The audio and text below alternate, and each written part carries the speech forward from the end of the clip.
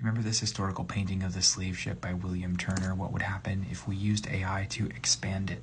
Before I show you these images, I want to try to make this video educational, but I also am just slightly disturbed at how historically confusing it is that this technology is now accessible to anyone with access to Adobe Photoshop. If you're not familiar with the history of this painting in particular, it depicts an incident in which the captain of ship ordered 132 enslaved people to be thrown overboard because if they had died of natural causes, that would not have been covered by insurance.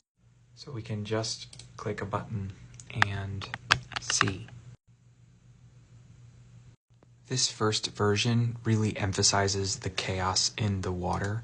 Another version that was generated seems to emphasize the people disappearing into the ocean, and this one has a sort of hybrid of them both. If you're not happy with any of the results, you can just generate it again. Each of these images has a different emphasis, some of them aesthetic and abstract.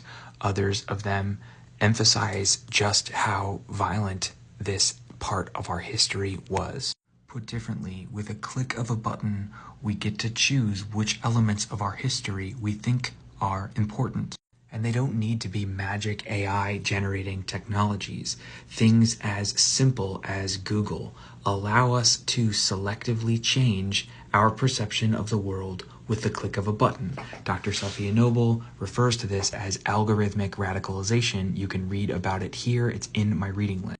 Dr. Ruha Benjamin also explains similar concepts. The world that we are creating, the technology that we are creating, is encoding values. One example, if you don't like reading, is the documentary Coded Bias, which you can find on the internet. We think of technology as somehow objective, so we think these tools are somehow magic, but they reproduce the bias of the people clicking the buttons. The kinds of weapons used in mass shootings are rapid fire. They were at one point in time new technology, and the proliferation of that technology has led to massive harms. The kinds of generative AI tools that we are seeing will lead to semi-automatic disinformation machines. Not will, already has. And if you think my Photoshop stuff is weird, look up what Russia did in 2016, specifically targeting a Black American.